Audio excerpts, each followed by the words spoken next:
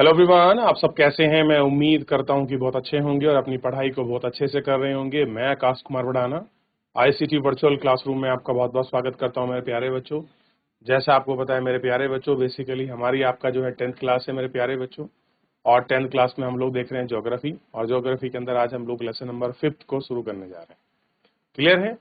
और इस lesson number 5 में हम लोग देखेंगे खनिज और ऊर्जा। तो सबसे पहले मुझे बताइए, हम लोग एक चैप्टर में आपका खनिज के विषय हम पढ़ चुके हैं कि भैया खनिज क्या होता है। हम जो है इनके विषय में पढ़ चुके हैं कि आपका खनिज क्या होते हैं और ऊर्जा संसाधन क्या है। इन सब के विषय में हम लोग देख चुके हैं। हेवन यानी शिक्षा के साथ दूसरे गांव की गुवाहाटी से आया है। लोगों को घरों जैसी अजीब चीजें जाती हैं, सड़कों पर चलती हैं। वहाँ रसोई में भी बहुत सारे घरों के साथ देखा जाता है। अपनों से पूछता है कि पिताजी, हमारा घर क्यों किस प्रकार से है और कैसे गुवाहाटी में है। क्लियर है। उसके पिता ने बताया कि यह घर घर नहीं है, ये बस और गाड़ियां हमारे घर की तरह ईंट व पत्थर से नहीं बनी हैं। इसे बनाने के लिए लोहा, एल्युमिनियम जैसी धातु का प्रयोग किया गया है। ये आप नहीं चलती, इन्हें इंजन द्वारा चलाया जाता है और हमें इसमें बहुत सारी ऊर्जा जो है आपको देखने के लिए मिलती है। क्लियर है। तो ये हमको देखना है। दूसरा, दंतमंजन जो जिसे आप दांत साफ करते हैं, ये अपघर्षक खनिज यानी कि सिलिका, चूना, एल्युमिनियम ऑक्साइड और विभिन्न फॉस्फेट खनिज में मंद है। और इसमें फ्लोराइड जो दांतों को गलाने से रोकता है, फ्लोराइड नमक यानी कि खनिज से प्राप्त है। और टिटेनियम ऑक्साइड सफेद है। यूटाइल, इमामिलेन और एनाजेट नामक खनिज पदार्थ हैं जो दंतमंजन में हम लोग आपका यूज करते हैं। ये सब हमको यहाँ से आपका दिखाई देता है।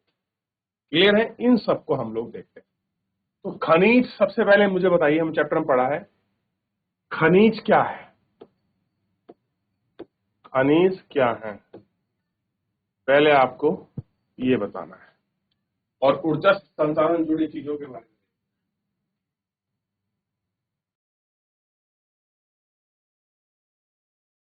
आगे बढ़ जाए।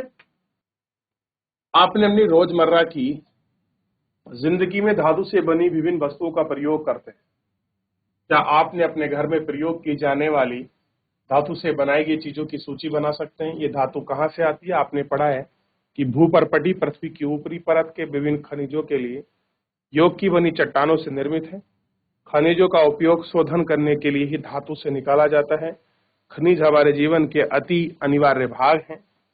हर चीजों में जो हम इस्तेमाल करते हैं, या एक छोटी सुई से लेकर एक बड़ी इमारत या फिर एक लिहाजा, सभी खनिजों के बने हैं। रेलवे लाइन, सड़क, पत्थर, औजार, मशीनें खनिज से बने हैं। कारें, बस, रेलगाड़ी, हवाई जहाज से निर्मित हैं। धरती से प्राप्त ऊर्जा द्वारा संचालित होते हैं। यहाँ तक कि खनिज भी इसमें मनुष्य के विकास के सभी अवस्थाओं में अपनी आजीविका, सजावट, त्योहार, अनुष्ठान, ये सब इसमें दिखाई देते हैं। तो खनिज हमारे लिए जरूरी है। खनिज मतलब जो हम पृथ्वी से उनको निकालते हैं, फिर हम उनको जो हमको अयस्क के रूप में निकलते हैं, हम उनको फिल्टर करते हैं और जो हमारे जरूरत की चीजें हम बनाते हैं। मान लीजिए हम लोहा निकालते हैं, तो लोहा थोड़ी निकलता है। क्लियर है। हम उसमें उसके मैग्नेटाइट, हेमेटाइट और न जाने कितनी अशुद्धियां होती हैं, हम उनको अलग करते हैं। उसको फिल्टर करके जो हमको चाहिए हम वो निकाल लेते हैं। फिर जिस रूप में हमको जो कुछ ढालना है, कुछ सांचा बनाना है, उसी अनुसार हम उन सब चीजों को बनाते हैं और आपका देखते हैं। क्लियर है।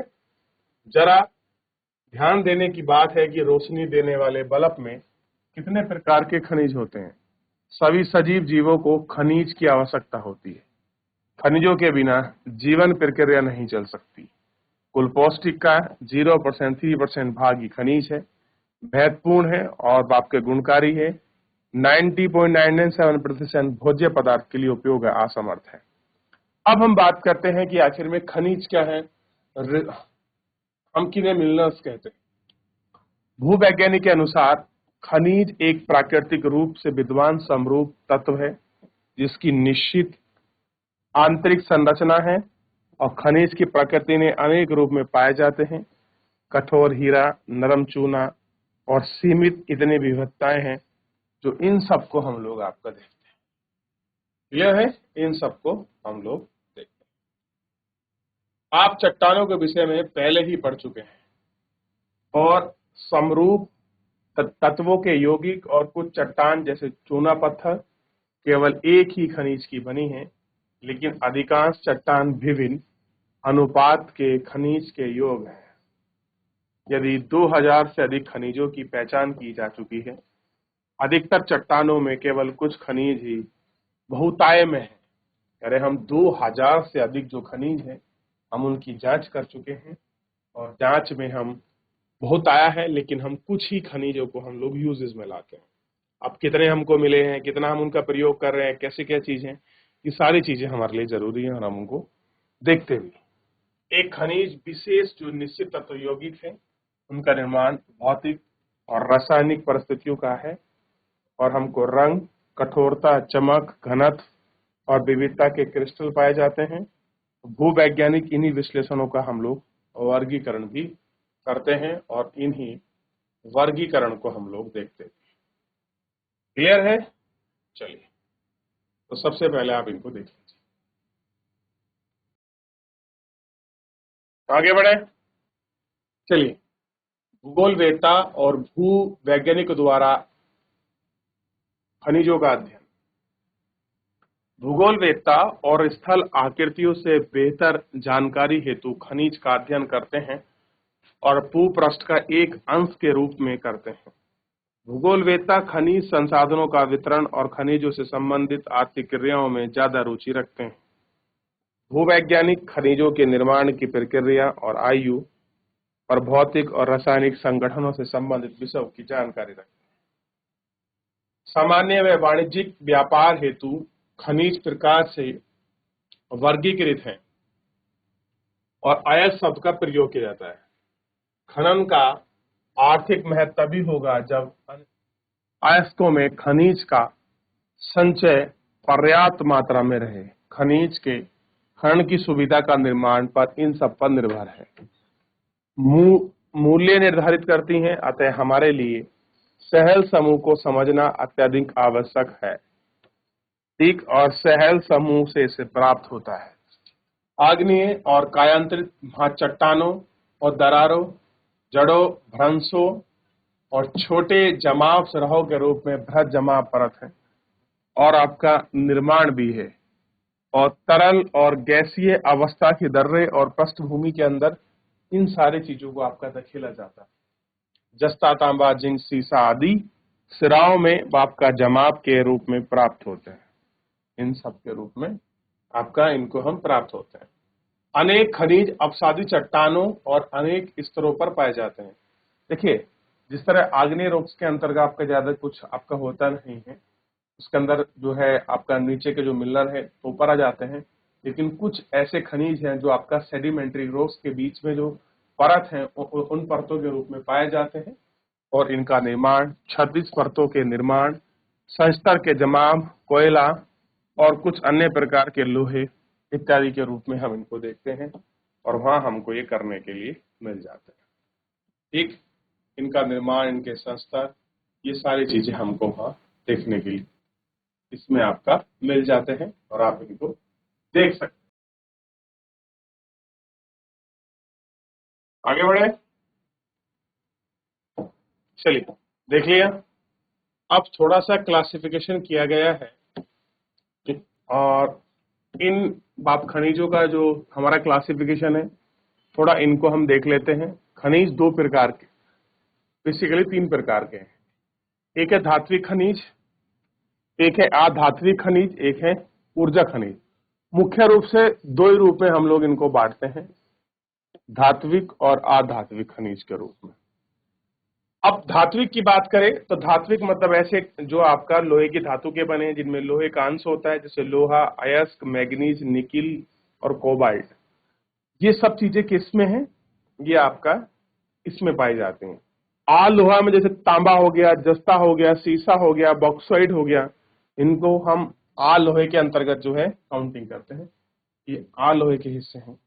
बहुमूल्य खनिज जैसे सोना, चांदी, प्लेटिनियम आदि। अभ्रक, धात्विक में देखिए अधात्विक में पोटास, सल्फर, चूना, पत्थर, संगमरमर, बलुआ, ये सब इसके अंदर इंक्लूडेड है। अब जैसे कोयला, पेट्रोलियम और प्राकृतिक गैस, ये सब इसके अंतर्गत हम लोग इनको देखते हैं। क्लियर है? देखिए इनको, इनके क्लासिफिकेशन पर हम लोग और आगे चलेंगे। खनिज कहाँ पाए जाते हैं, आगे बढ़े। खनिज की उपलब्धता, खनिज कहाँ पर पाए जाते हैं? सामान्य अयस्कों में पाए जाते हैं। किसी भी खनिज को अवयव तत्व का मिश्रण, ऊष्मा और दबाव का परिमाण है। अपसादी चट्टानों में दूसरी श्रेणी में खनिज जिप्सम, पोटास नामक सोडियम का निर्माण विशेषकर प्रदेश में शुल्क होता है। खनिज की एक अन्य विधि धरातलीय चट्टानों का अपघटन है और चट्टानों के घुलनशील तत्वों को अपरदन के पश्चात आने वाली अपशिष्ट चट्टानों के लिए रखा जाता है। पहाड़ियों के आधार पर तलियों की रेती में जलोढ़ जमा के रूप में कुछ खनिज जाते हैं जिन्हें हम आपका प्लेसर निक्षेप कहते हैं। इनमें प्राय ऐसे खनिज होते हैं जो जल द्वारा अपघटित हैं। सोना, चांदी, टीन और प्लेटिनियम।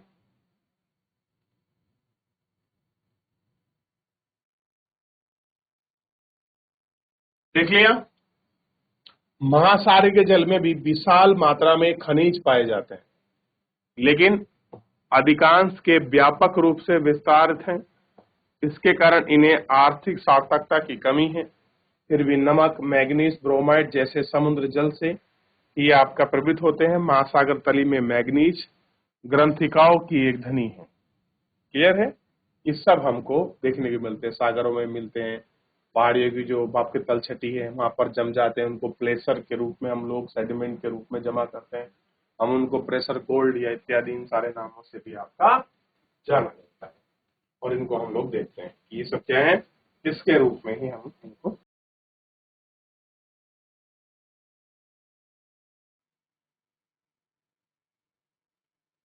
आगे बढ़े।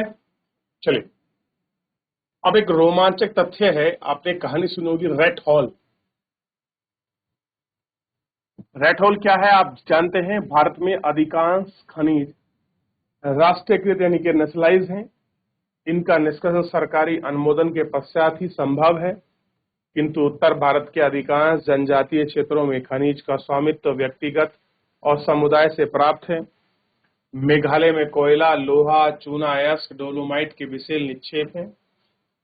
जोबाई और आपका चेरापूंजी में कोयले खनन के परिवार के सदस्य के द्वारा एक लंबी सक्रिय सुरंग के रूप में किया जाता है, जिसे रेट होल कहते हैं। नेशनल ग्रीन ट्रिब्यूनल ने इन क्रियाकलापों को अवैध घोषित किया है और सलाह दी है कि इनको तुरंत रोका जाना चाहिए।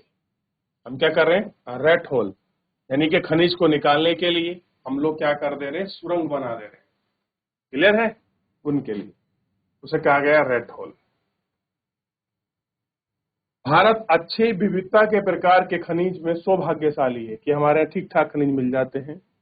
मोटे तौर पर चट्टानों में कोयला, धात्विक खनिज, अभ्रक व अनेक आधारित खनिजों के अधिकांश भंडार संचित है और प्रायद्वीप के पश्चात और पूर्व पार्श्व के पर गुजरात, असम की तलहटियों में अधिकांश खनिज तेल के निक्षेप पाए जाते हैं। प्रायद्वीपीय शैलक्रम के साथ साथ राजस्थान में अनेक अलोहा खनिज पाए जाते हैं और विस्तृत जलोढ़ मैदान में महत्व है और खनिज के लगभग विहीन है और खनिजों के लिए रचना का अंतर्गत भूगर्भिक संरचना, प्राकृतिक और समय के साथ ये कारण ये सारी चीजें हैं। आइए अब हम भारत के कुछ खनिजों के वितरण का अध्ययन करें। सदैव स्मरण रखना चाहिए कि अयस्क में खनिज का संकरण सुगम बाजार की निकटता और रिजर्व की आर्थिक जीवंतता को प्रभावित करने में महत्वपूर्ण है। अतः मांग की आपूर्ति के लिए अनेक विकल्पों का चयन करना पड़ता है। और एक खनिज निक्षेप अथवा भंडारण के लिए इन सब चीजों में आपका परिवर्तित ये सारी चीजें इसमें करी जाती। क्लियर है? आप इसको देख सकते हो गया। चलिए, तो मेरे प्यारे बच्चों, इस तरीके से हमने पूरे इन सारे खनिजों को देख लिया, बात कर लिया, पढ़ लिया। चलिए आगे बढ़ते हैं। फिलहाल आज के इस लेक्चर में इतना ही, मिलेंगे नेक्स्ट लेक्चर में। धन्यवाद।